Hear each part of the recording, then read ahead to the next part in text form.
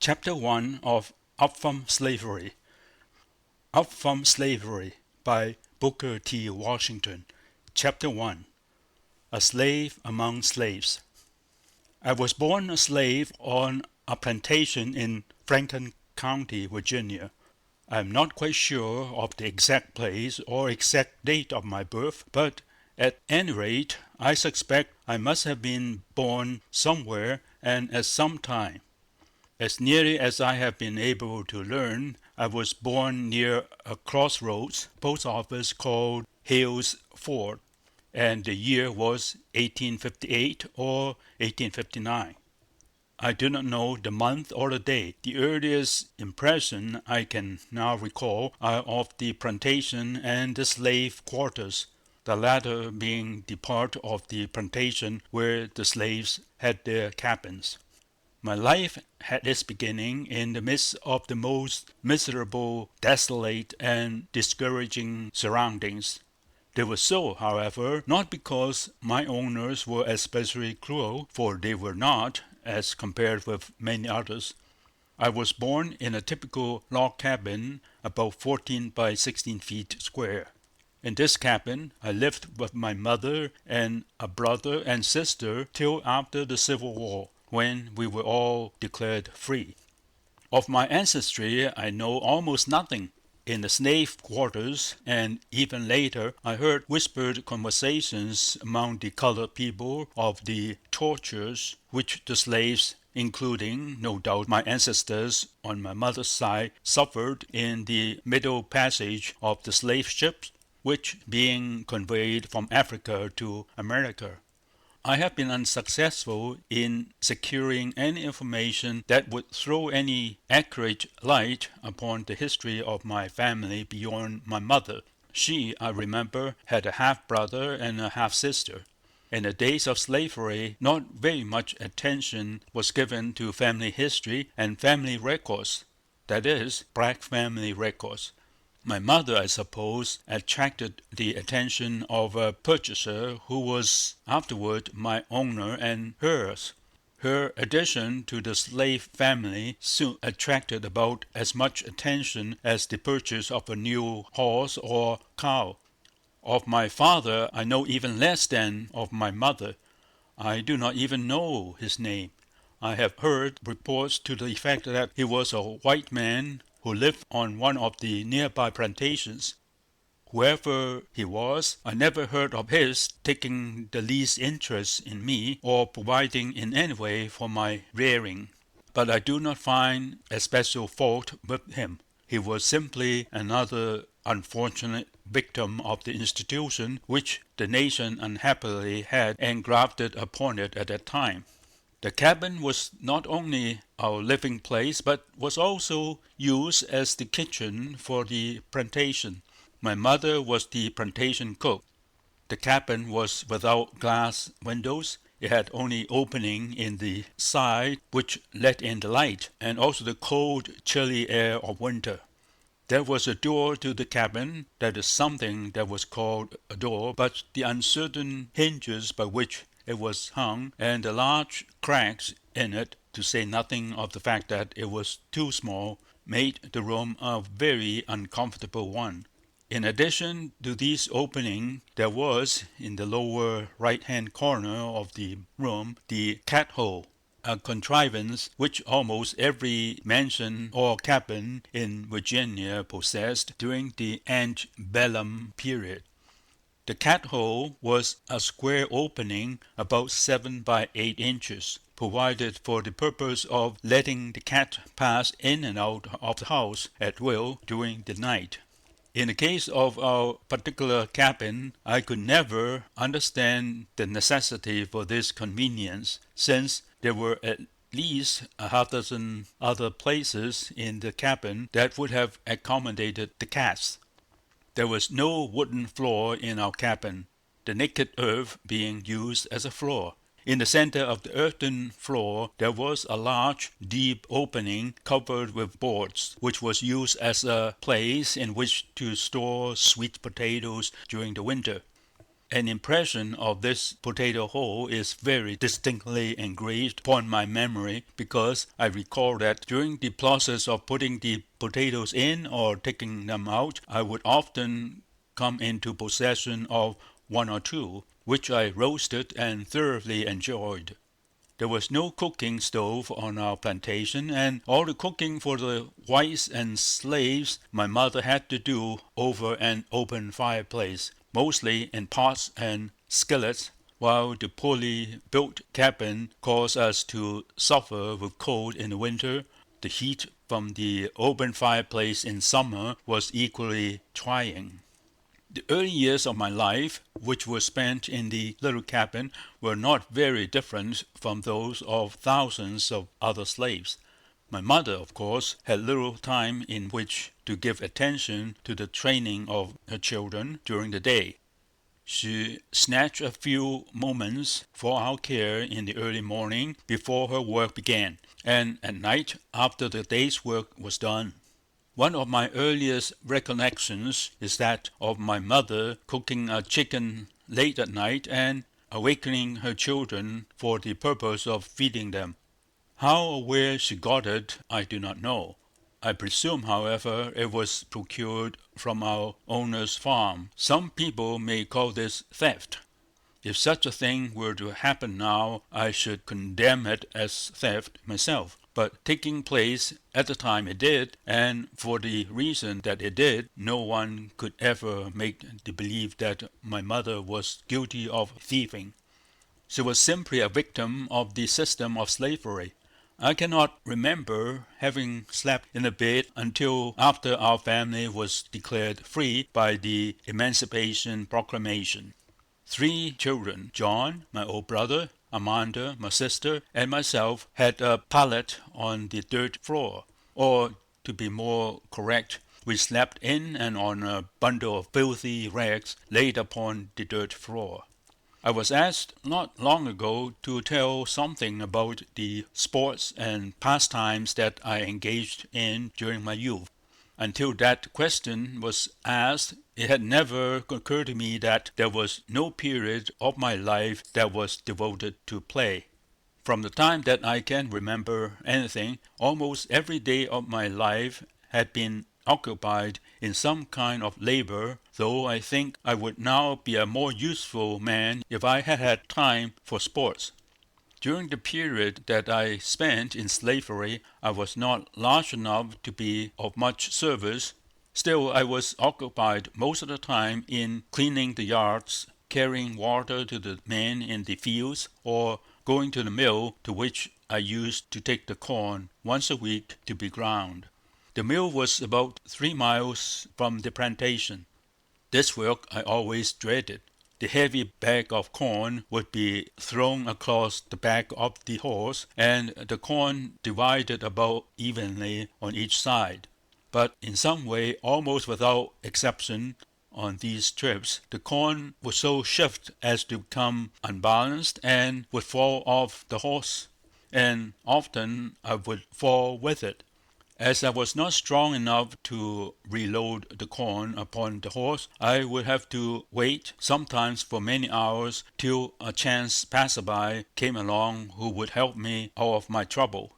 The hours while waiting for someone were usually spent in crying.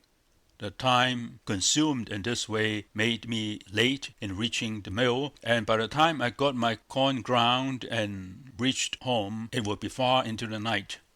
The road was a lonely one, and often led through dense forests. I was always frightened. The woods were said to be full of soldiers who had deserted from the army, and I had been told that the first thing a deserter did to a Negro boy when he found him alone was to cut off his ears. Besides, when I was late in getting home, I knew I would always get a severe scolding or a flogging. I had no schooling whatever while I was a slave, though I remember on several occasions I went as far as the schoolhouse door with one of my young mistresses to carry her books. The picture of several dozen boys and girls in a schoolroom engaged in study made a deep impression upon me, and I had the feeling that to get into a schoolhouse and study in this way would be about the same as getting into paradise. So far as I can now recall, the first knowledge that I got, or the fact that we were slaves and that freedom of the slaves was being discussed, was early one morning before day, when I was awakened by my mother kneeling over her children and fervently praying that Lincoln and his armies might be successful, and that one day she and her children might be free. In this connection, I have never been able to understand how the slaves throughout the South, completely ignorant as were the masses so far as books or newspapers were concerned, were able to keep themselves so accurately and completely informed about the great national question that were agitating the country. From the time that Garrison, Lovejoy, and others began to agitate for freedom, the slaves throughout the South kept in close touch with the progress of the movement. Though I was a mere child during the preparation for the Civil War and during the war itself, I now recall the many late-at-night whispered discussions that I heard my mother and the other slaves on the plantation indulge in. These discussions show that they understood the situation and that they kept themselves informed of events by what was termed the grapevine telegraph. During the campaign, when Lincoln was first a candidate for the presidency, the slaves on our far-off plantation, miles from any railroad or large city or daily newspapers, knew what the issues involved were. When war was begun between the North and the South, every slave on our plantation felt and knew that though other issues were discussed, the primal one was that of slavery. Even the most ignorant members of my race on the remote plantations felt in their hearts with a certainty that admitted of no doubt that the freedom of the slaves would be the one great result of the war if the Northern armies conquered.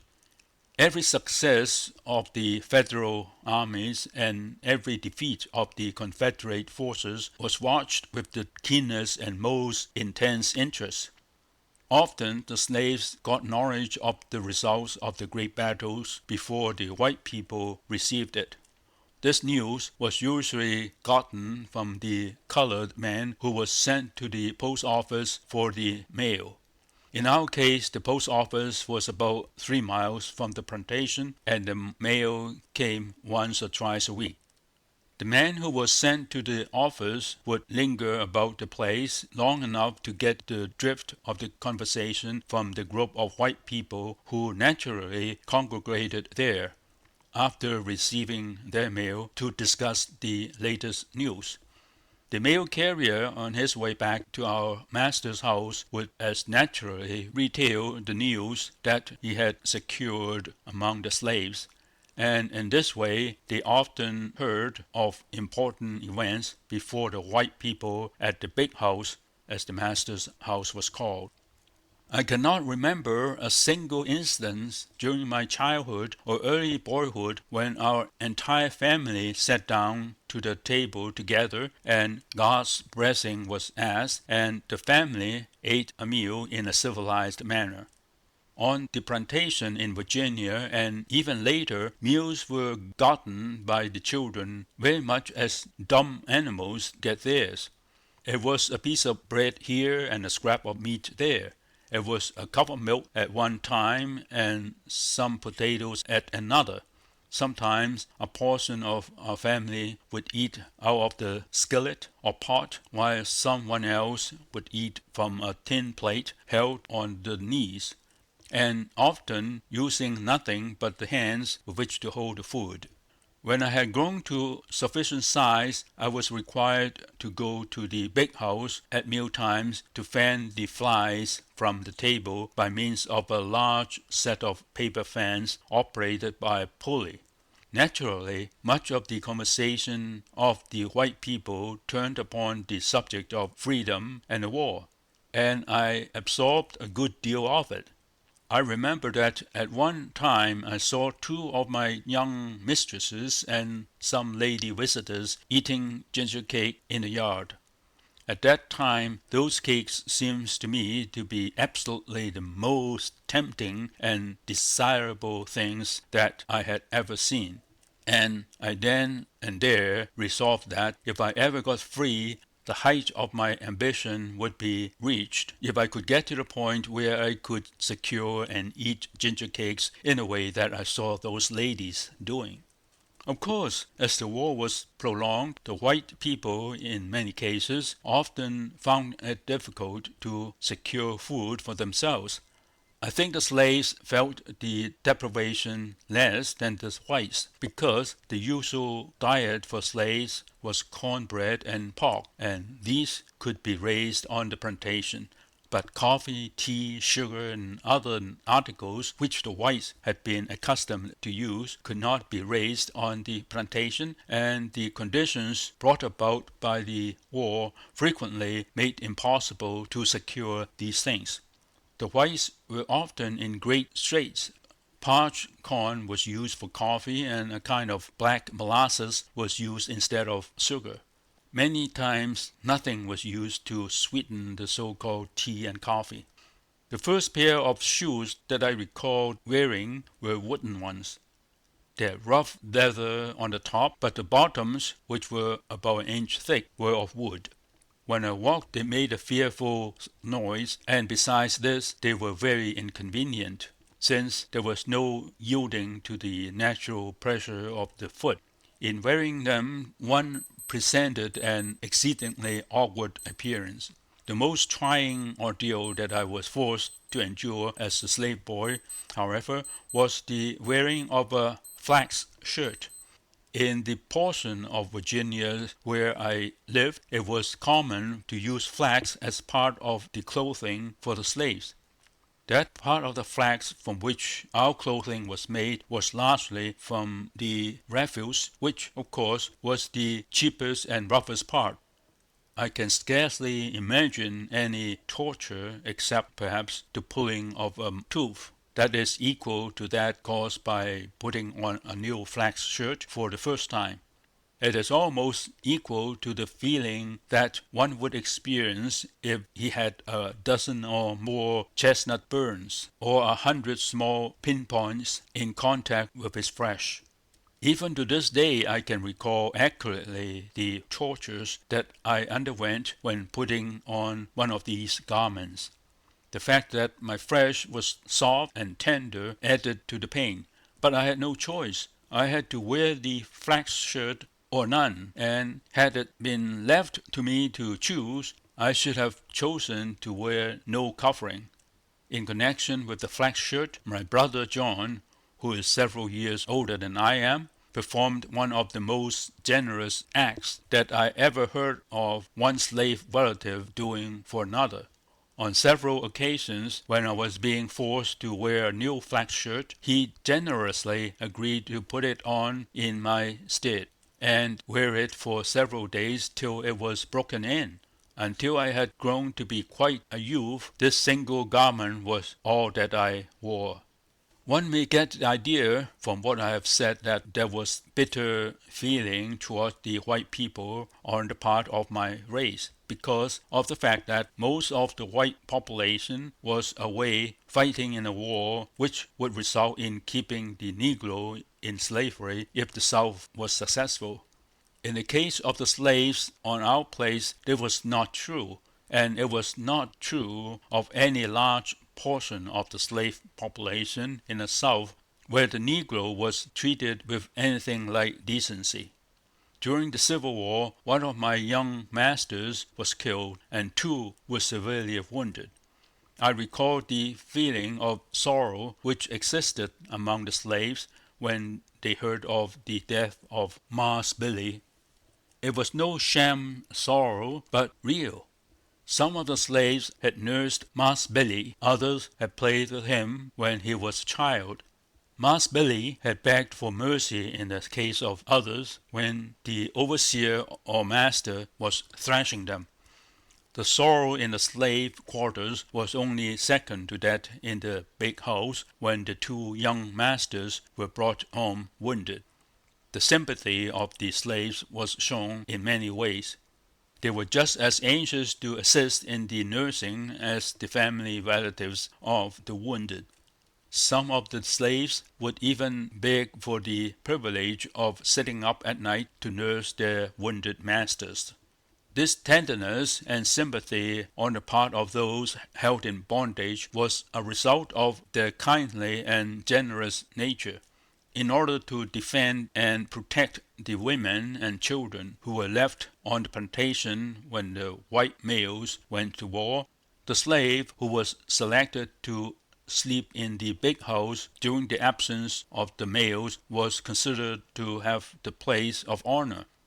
Anyone attempting to harm young mistress or old mistress during the night would have had to cross the dead body of the slave to do so. I do not know how many have noticed it, but I think that it will be found to be true that there are few instances, either in slavery or freedom, in which a member of my race has been known to betray a specific trust. As a rule, not only did the members of my race entertain no feeling of bitterness against the whites before and during the war, but there are many instances of Negroes tenderly caring for their former masters and mistresses who, for some reason, have become poor and dependent since the war. I know of instances where the former masters of slaves have for years been supplied with money by their former slaves to keep them from suffering. I have known of still other cases in which the former slaves have assisted in the education of the descendants of their former owners. I know of a case on a large plantation in the South in which a young white man, the son of the former owner of the estate, has become so reduced in purse and self-control by reason of drink that he is a pitiable creature. And yet, notwithstanding the poverty of the colored people themselves on this plantation, they have for years supplied this young white man with the necessities of life. One sends him a little coffee or sugar, another a little meat, and so on. Nothing that the colored people possess is too good for the son of old Mass Tom, who will perhaps never be permitted to suffer while any remain on the place who knew directly or indirectly of old Mass Tom. I have said that there are few instances of members of my race betraying a specific trust. One of the best illustrations of this which I know of is in the case of an ex-slave from Virginia whom I met not long ago in a little town in the state of Ohio. I found that this man had made a contact with his master, who 2 or 3 years previous to the Emancipation Proclamation, to the effect that the slave was to be permitted to buy himself by paying so much per year for his body, and while he was paying for himself, he was to be permitted to labor where and for whom he pleased. Finding that he could secure better wages in Ohio, he went there. When freedom came, he was still in debt to his master some $300. Notwithstanding that the Emancipation Proclamation freed him from any obligation to his master, this black man walked the greater portion of the distance back to where his old master lived in Virginia and placed the last dollar with interest in his hands. In talking to me about this, the man told me that he knew that he did not have to pay the debt, but that he had given his word to the master, and his word he had never broken. He felt that he could not enjoy his freedom till he had fulfilled his promise. From some things that I have said, one may get the idea that some of the slaves did not want freedom. This is not true. I have never seen one who did not want to be free, or one who would return to slavery. I pity from the bottom of my heart any nation or body of people that is so unfortunate as to get entangled in the net of slavery. I have long since ceased to cherish any spirit of bitterness against the Southern white people on account of the enslavement of my race. No one section of that country was wholly responsible for its introduction, and besides, it was recognized and protected for years by the general government. Having once got its tentacles fastened on to the economic and social life of the Republic, it was no easy matter for the country to relieve itself of the institution. Then, when we rid ourselves of prejudice or racial feeling and look facts in the face, we must acknowledge that, notwithstanding the cruelty and moral wrong of slavery, the 10 million Negroes inhabiting this country, who themselves or whose ancestors went through the school of American slavery, are in a stronger and more hopeful condition, materially, intellectually, morally, and religiously, than is true of an equal number of black people in any other portion of the globe. This is so to such an extent that Negroes in this country, who themselves or whose forefathers went through the school of slavery, are constantly returning to Africa as missionaries to enlighten those who remained in the fatherland. This I say not to justify slavery. On the other hand, I condemn it as an institution, as we all know that in America it was established for selfish and financial reasons, and not from a missionary motive. But call attention to a fact, and to show how Providence so often uses men and institutions to accomplish a purpose. When persons ask me in these days how, in the midst of what sometimes seemed hopelessly discouraging conditions, I can have such faith in the future of my race and this country, I remind them of the wilderness through which and out of which a good Providence had already led us. Ever since I have been old enough to think for myself, I have entertained the idea that, notwithstanding the cruel wrongs inflicted upon us, the black man got nearly as much out of slavery as the white man did. The hurtful influences of the institution were not by any means confined to the Negro. This was fully illustrated by the life upon our own plantation. The whole machinery of slavery was so constructed as to cause labor, as a rule, to be looked upon as a badge of degradation, of inferiority. Hence, labor was something that both races on the slave plantations sought to escape. The slave system on our place, in a large measure, took the spirit of self-reliance and self-help out of the white people.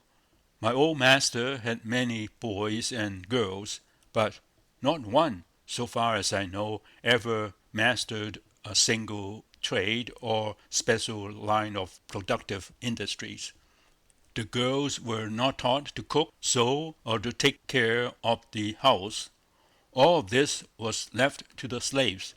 The slaves, of course, had little personal interest in the life of the plantation, and their ignorance prevented them from learning how to do things in the most improved and thorough manner.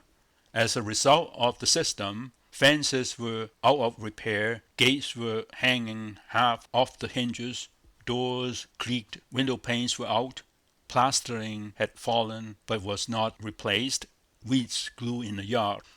As a rule, there was food for whites and blacks, but inside the house and on the dining room table there was wanting that delicacy and refinement of both of touch and finish which can make a home the most convenient, comfortable, and attractive place in the world. Withal, there was a waste of food and outer materials which was sad. When freedom came, the slaves were almost as well fitted to begin life anew as the master, except in the matter of book learning and ownership of property. The slave owner and his sons had mastered no special industry. They unconsciously had imbibed the feeling that manual labor was not the proper thing for them. On the other hand, the slaves in many cases had mastered some handicraft, and none were ashamed and few unwilling to labor. Finally, the war closed and the day of freedom came. It was a momentous and eventful day to all upon our plantation. We had been expecting it. Freedom was in the air, and had been for months. Deserting soldiers returning to their homes were to be seen every day. Others who had been discharged or whose regiments had been paroled were constantly passing near our place. The grapevine telegraph was kept busy night and day. The news and mutterings of great events were swiftly carried from one plantation to another. In the fear of Yankee invasions, the silverware and other valuables were taken from the big house, buried in the woods, and guarded by trusted slaves. Woe be to any one who would have attempted to disturb the buried treasure. The slaves would give the Yankee soldiers food, drink, clothing, anything but that which had been specifically entrusted to their care and honor. As the great day drew nearer, there was more singing in the slave quarters than usual. It was bolder, had more ring, and lasted later into the night.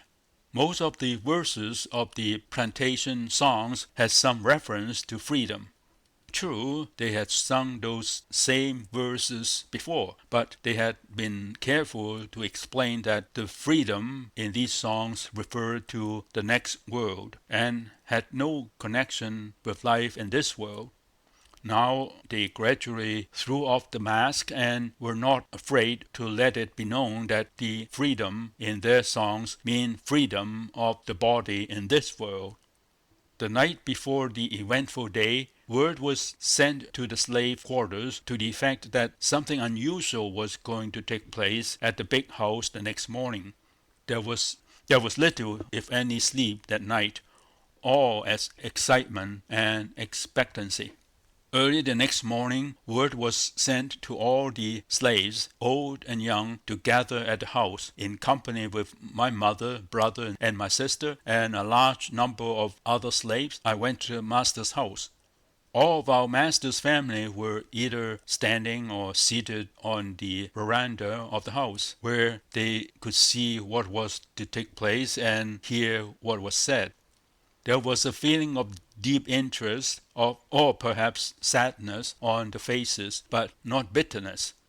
As I now recall the impression they made upon me, they did not at the moment seem to be sad because of the loss of property, but rather because of parting with those whom they had reared and who were in many ways very close to them. The most distinct thing that I now recall in connection with the scene was that some man who seemed to be a stranger, in brackets a United States officer, I presume, made a little speech and then read a rather long paper, the Emancipation Proclamation, I think. After the reading, we were told that we were all free and could go when and where we pleased. My mother, who was standing by my side, leaned over and kissed her children while tears of joy ran down her cheeks. She explained to us what it all meant, that this was the day for which she had been so long playing, but fearing that she would never live to see. For some minutes there was great rejoicing and thanksgiving and wild scenes of ecstasy, but there was no feeling of bitterness. In fact, there was pity among the slaves for our former owners. The wild rejoicing on the part of the emancipated colored people lasted but for a brief period. for I noticed that by the time they returned to their cabins, there was a change in their feelings. The great responsibility of being free, or having charge of themselves, or having to think and plan for themselves and their children, seemed to take possession of them. It was very much like suddenly turning a youth of 10 or 12 years out into the world to provide for himself. In a few hours, the great question with which the Anglo-Saxon race had been grappling for centuries had been thrown upon these people to be solved. These were the questions of a home, a living, the rearing of children, education, citizenship, and the establishment and support of churches. Was it any wonder that within a few hours the wild rejoicing ceased and a feeling of deep gloom seemed to pervade the slave quarters? To some it seemed that now that they were in actual possession of it, freedom was a more serious thing than they had expected to find it. Some of the slaves were 70 or 80 years old. Their best days were gone. They had no strength with which to earn a living in a strange place and among strange people, even if they had been sure where to find a new place of abode. To this class the problem seemed especially hard. Besides, deep down in their hearts there was a strange and peculiar attachment to old masters and to old misses, and to their children, which they found it hard to think of breaking off. Of these they had spent in some cases nearly half a century, and it was no light thing to think of parting. Gradually, one by one, stealthily at first, the older slaves began to wander from the slave quarters back to the big house to have a whispered conversation with their former owners as to the future. Next chapter to uploaded soon.